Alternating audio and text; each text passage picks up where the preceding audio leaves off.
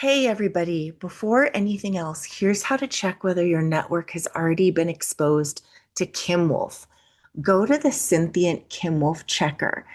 I've linked it in the description and it will tell you whether your IP address has been observed as part of the Kimwolf botnet. If it flags your IP, this means at least one device on your network has already been abused as a residential proxy endpoint. If it comes back clean, that does not mean you're safe. It just means you haven't been observed yet.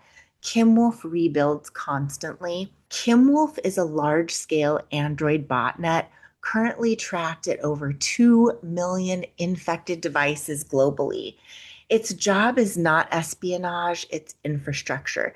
Kimwolf forces infected devices to relay traffic for residential proxy resale, ad fraud, account takeover attempts, and large scale scraping, as well as your own internal account compromise and anything opportunistic that an attacker could find valuable.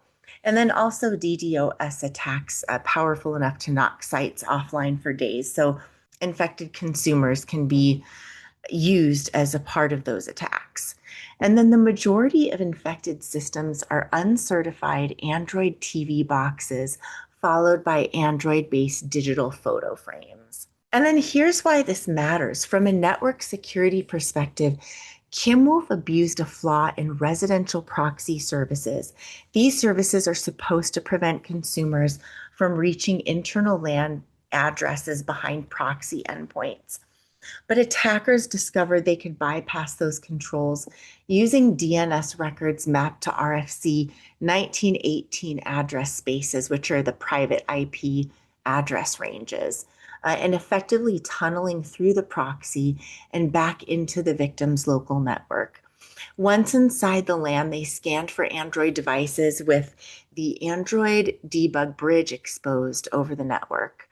And many of these unofficial Android TV boxes shipped with the ADB enabled unauthenticated listening on port 555 as a default. So at that point, compromise is trivial. One command grants full administrative access.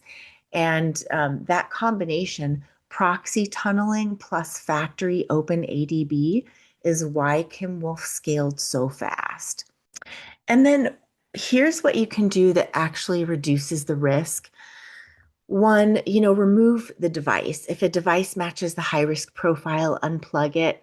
I will link Brian Krebs' link in the description of this video so that you can read the entire article. Many of these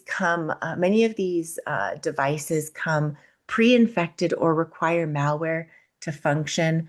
Reflashing firmware is unreliable and unsafe for most users. So the industry is moving away from the idea that firewall is enough and has been for some amount of time. The consensus is the perimeter is dead. Security firms are now focusing on motive-based security and internal hygiene because the threat, it's already inside. So um, January 26 has been a mix of aggressive takedowns, technical patching of proxy services, and a red alert for consumer hardware security. So the breakdown of how key players are hitting back, I've got about 4 points to make here, and that is the proxy service patching of the IP IDEA response. So the biggest breakthrough came when security firm Synthiant discovered that Kimwolf wasn't just infecting devices, it was using residential proxy services like IP IDEA to tunnel back into home networks. And IP IDEA and Oxy Labs, after being notified by Synthiant researchers, these major proxy providers moved to patch a legacy module that allowed attackers to bypass internal network restrictions. And then port blocking, the providers have begun blocking high risk ports like 555 used by Android debug bridge to prevent attackers from jumping from a proxy node to other devices on the same Wi Fi. And then infrastructure takedowns. Security researchers and relevant organizations are playing a game of digital whack-a-mole with Kimwolf's command and control servers. So C2 hijacking. In December 2025, researchers successfully took over one of Kimwolf's primary domains. This briefly decapitated the botnet, revealing that at its peak, 1.83 million nodes were active in a single day. And then blockchain resilience. In response, Kimwolf's creators have moved their infrastructure to Ethereum name services, so the ENS domains, and ether hiding technology, making it much harder for authorities to shut them down permanently using traditional DNS takedowns. And then corporate and legal action. The industry is moving toward paranoia as a service for customers, with big tech companies taking the fight to the courtroom. Google's Bad Box lawsuit. Google recently filed a lawsuit against the Bad Box Enterprise, a group linked to millions of infected streaming devices. They're targeting the distributors of this malicious hardware to cut off the supply chain at the source. And then Akamai and Human Security, these firms are now actively filtering traffic for Kimwolf signatures, identifying and blocking the botnet's attempts at ad fraud and massive 30 uh, terabits per second DDoS attacks.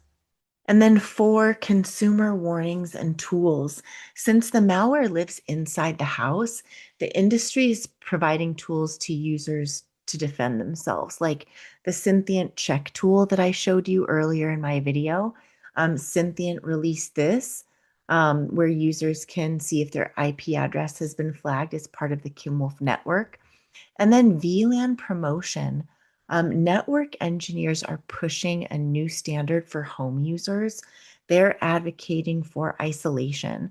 The industry is now recommending that consumers use VLANs or guest networks for all IoT devices to prevent lateral movement, the hacker jumping from your TV to your laptop.